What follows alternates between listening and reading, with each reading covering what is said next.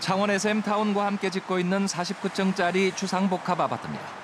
인근의 시외버스터미널과 대형마트, 종합병원까지에서 지난 2017년 분양률 100%를 기록했습니다. 당시 시행사가 벌어들인 분양 수익금은 5,960억 원. 창원시는 순개발 이익이 최대 1,000억 원이 넘을 것으로 추산했습니다.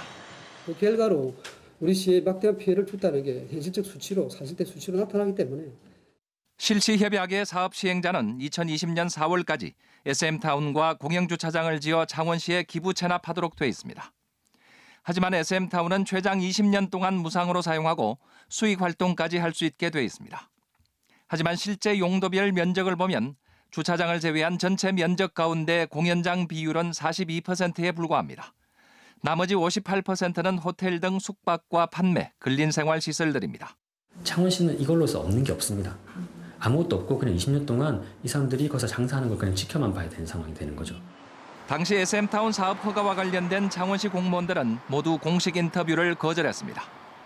다만 당시 SM타운의 문화사업은 수익 사업이 아니라고 판단해 임대료를 받지 않기로 했다고 전했습니다.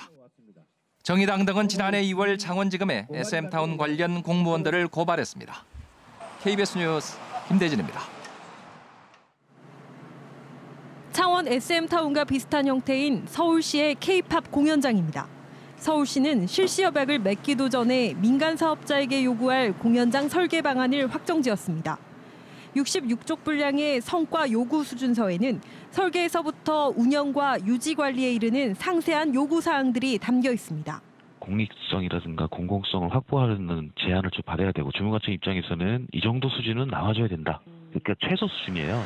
반면 창원시는 지난 2016년 SM타운 협약 당시 성과 요구 수준서 자체를 제시하지 않았습니다. 운영사는 협약 1년 8개월이 지나 개발 계획 등이 담긴 실시 계획서를 제출했는데 그 내용은 공개하지 않고 있습니다. 좀 바뀔 것 같아요. 그런 판매 시설 이런 것보다는 이제 좀 더 컨텐츠 위주로 좀 바뀔 것 같아요. 그건 이제 아직 저희가 좀 말씀드리기 좀 그래요. 저희가 나오면 말씀을 드릴게요. SM과 자회사가 SM타운 운영법인 설립에 투자한 자본금은 10억 원. 내년 4월 본격 운영이 되어도 총 투자 지분은 45억 원에 불과합니다. 반면 콘텐츠 제공의 대가로 SM이 시행사로부터 받게 될 돈은 190억 원에 이릅니다.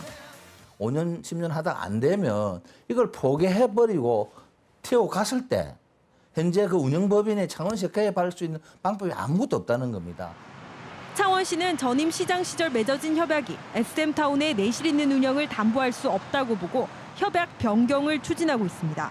하지만 당사자인 시행사와 SM 측이 반발하고 있어 쉽지 않을 것으로 보입니다. KBS 뉴스 김소영입니다.